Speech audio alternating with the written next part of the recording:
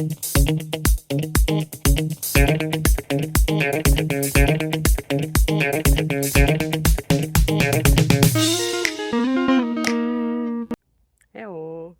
So today is sports day, so it's time to do something for us, for our body, and of course for our mind. So how about this next question?